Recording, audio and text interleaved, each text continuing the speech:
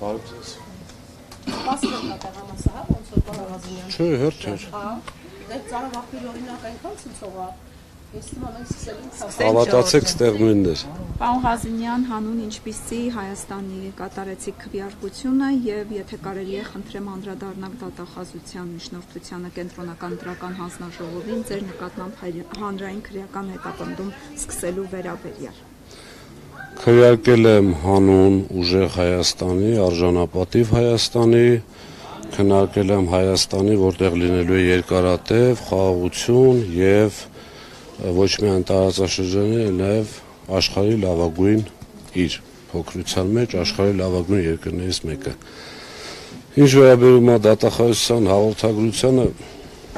չեմ պատկերացնում ուղղակի աբսուրդի աշճանը, գիտեք, այդ ոչ թե ինձ է վերաբերում, միշտ եմ դա ասել, այդ հաղորդագրությունները դատարանի վճռի նմանվող նորմալ չի։ Իրավական համակարգի կազմաքանդում է դա կոչվում, ընդհանրապես պետական համակարգի։ Եվ ամենակարևորը, որ տվյալներ են տալիս, որոնք որ բացարձակ չեն համապատասխանում իրականության, հիմա կարող մարդկանց թվա ասի, դու չեր ասելու արել եմ, բայց ինչ որ որոշ մարդկանց խոսակցության հիման վրա վերցնեն, ինչա թե այստեղ ես բնակվում եմ, այդ շտաբը գտնվում է իմ գրանցման վայրին մոտ, մի քիչ ծիծաղելի է, կլինի ԿՀՀ, կլինի համոզված եմ նաև կալանքի միջնորդություն կլինի, այնտեղ ամեն ինչ պարզ կլինի։ Այսինքն պատրաստ եք։ Իհարկե։ Ձեր տունը ինչի հիման վրա են խոզարկում, 3-4 օրը ձեր տունն էին խոզարկում, չէ։ Դատարանի որոշման։ Իմիջիալոց այդտեղ եմ խախտում տեսնում, որովհետև իմ կարծիքով, չեմ ուզում կոպիտ լեքսիկոնով խոսեմ, բայց նախաքննական մարմինը իմ կարծիքով խաբել է դատարանին, որովհետև իմ ունեցած ինֆորմացիայով անգամ խոզարկության համար պետք է որ պետք լիներ նաև այդ ԿՀ-ի անձնամխելիության հաղթահարումը։ Այս գործի շրջանակում էր խոզարկությունը։ Առանց անձնամխելիության հաղթահարման ներխուժել էին ձեր տուն։ Դե ներխուժել, շնորհքով էին ներխուժել, ինչպես կասեր դասականը, հա, բայց ամեն դեպքում։ Իսկ ինչ էին փնտրում, ինչ հայտնաբերեցին, ինչով հեռացան ձեր տնից։ Ոչ մի բան չեն տարել մեր տանից, փնտրում էին կրիչներ, ցուցակներ, ինչ որ ընտրակաշառքի վերաբերյալ եւ այլն։ Հա, անխիկ ձայնագրությունը, որ հրապարակված է, դուք ամբողջովին հերքում եք թեկուզ մոնտաժված է, չգիտեմ, այսինքն այդ ձայնագրության հետ որևէ առնչություն դուք չունեք։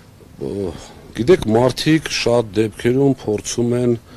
կայանալ, չեմ ուզում գլուխ գովալ այսպես ստացի, բայց փորձում են կայանալ ինչ-որ անուններ տալով։ Նախ առաջին այդ կինը, որ խոսում է իմ ինֆորմացիայով, այդտեղի ամենայն հարգանքով եմ ասում, այդտեղի հավաքարարն է, Մաքրույնը։ Ամենայն հարգանքով այդտեղ բան չունի։ Ինչ առումով եմ ասում, որ եթե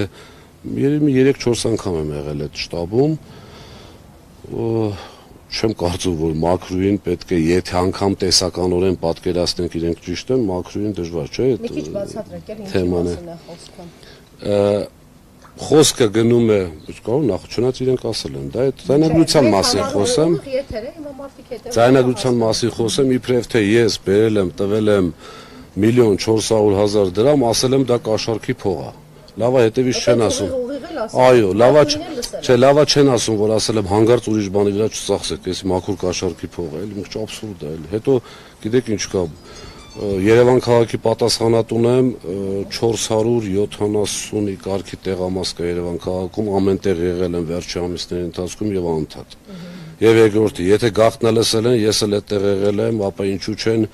իմ խոսացածը հրապարակում։ Իմ խոսացածը որ հրապարակեն, ոչ միայն կփլվի իմ գործը, այլ նաև ընդհանրապես բոլոր իրենց ասած ընտրակաշառքների, ճակերտների մեջ գործը։ Ինչի համար, որովհետև ընտրակաշառքը դա բազմից ասել եմ, հիմա կրկնեմ, դա նյութապես շահագրգռել կամ խոստանալ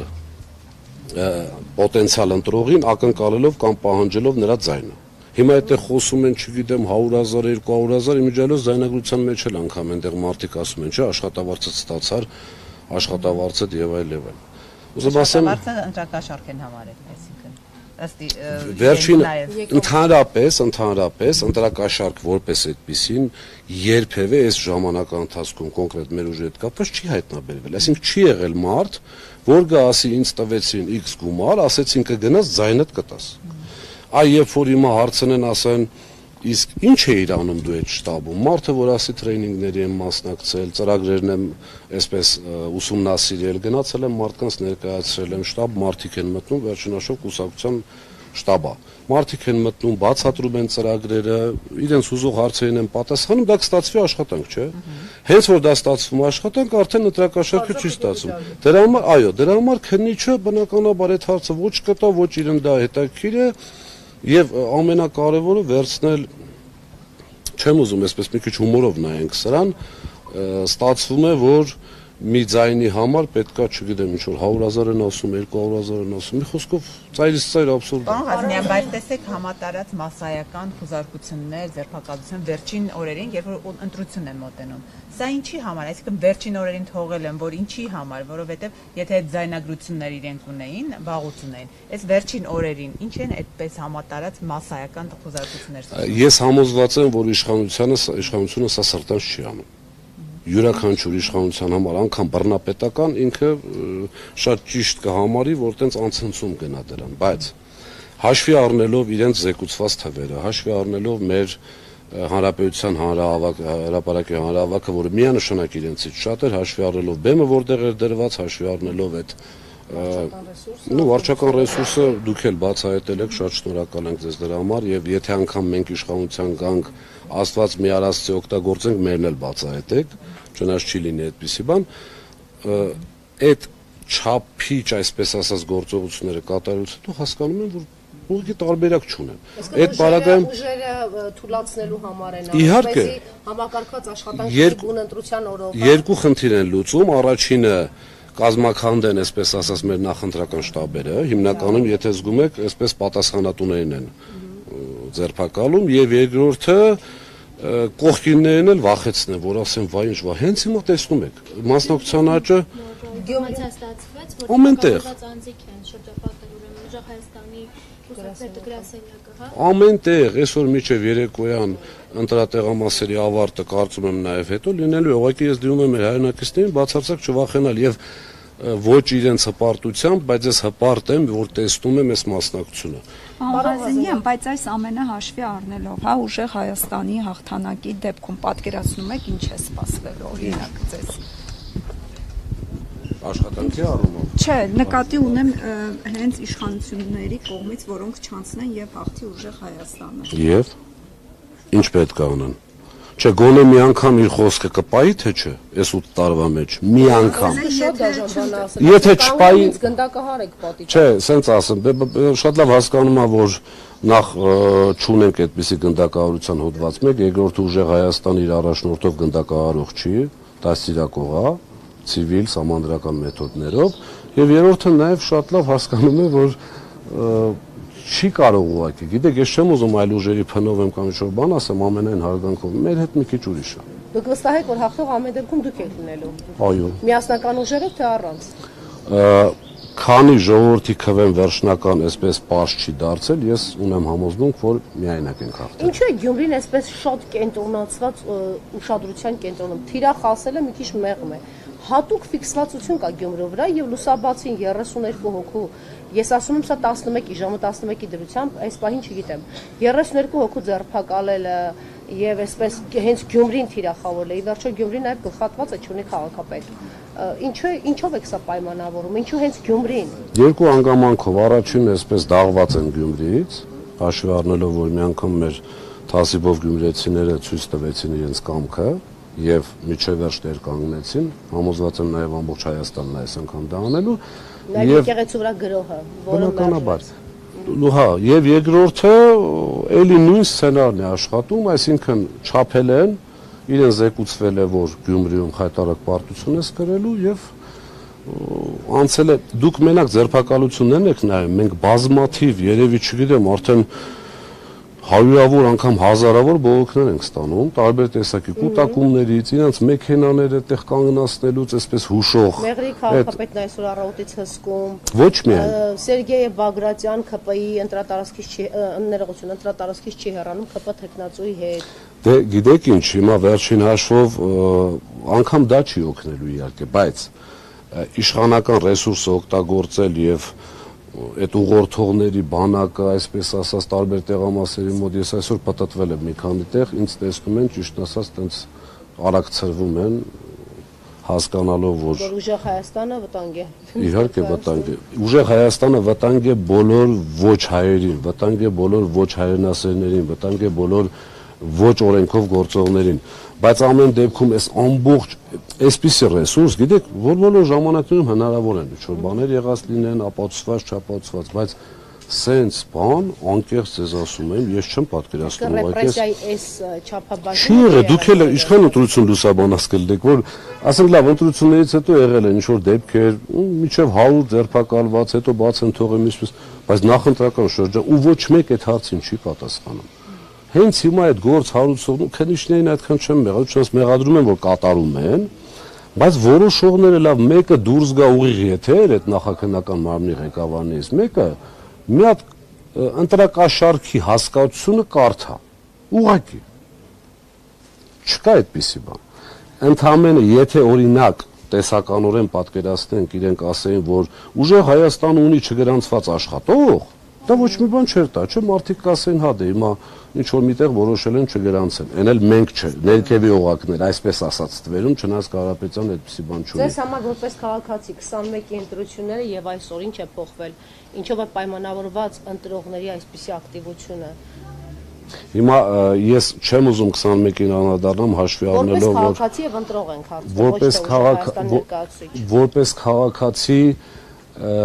ուղղակի չաշխատեց նախկին ներկան։ Սամվել Կարապետյանի պարագայում ինչքան իրանք փորձեցին, չէ, երրագլուխ սարքեն, չգիտեմ ինչեր անեն, ժողովրդի մոտ դա չաշխատեց։ Չկարողացան ուժի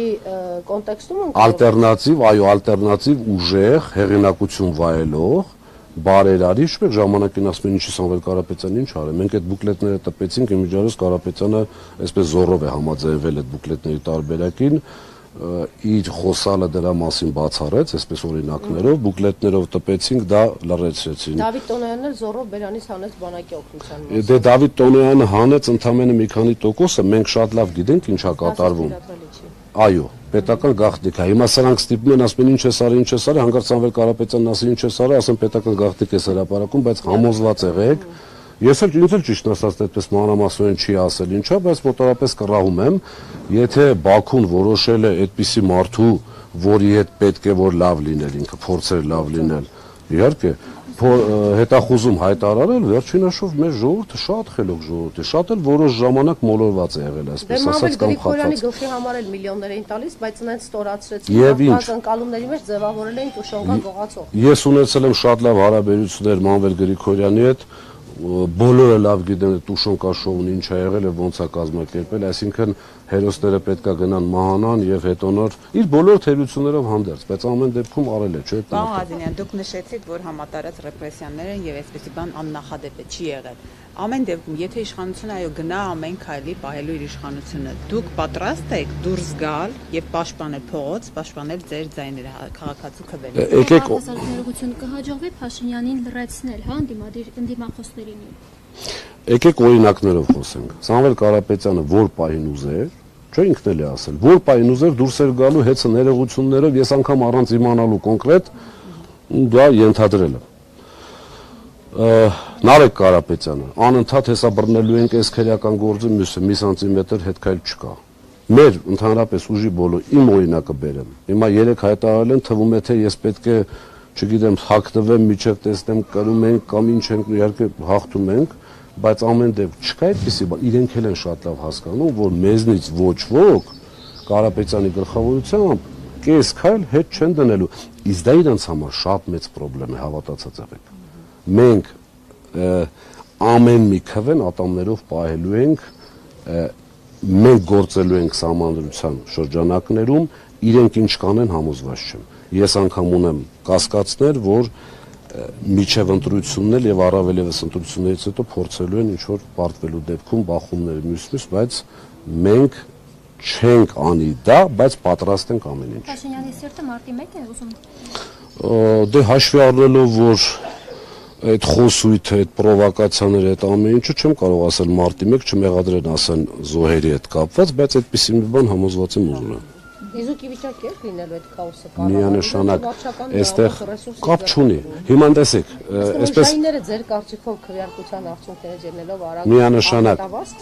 այսպես ռեպետիցիայում sense ռուսերեն ասած հիմա արդեն արվել է այն առումով, որ այս ռեպրեսիաների պարագայում մեր թիմը կանգուն է, չէ՞։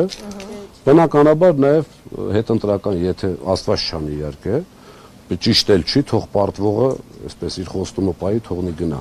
Բայց եթե որոշի իշխանությունը գնալ ինչ-որ քայլերի, ես համոզված եմ ասում, մեր կուսակցության, մեր ուժի, մեր ղեկավարի անունից մենք պատրաստ ենք բոլոր մարտահրավերին, ցանկացած, բառից բուն իմաստով։ Շնորհակալ եմ։ Ես եմ շնորհակալ։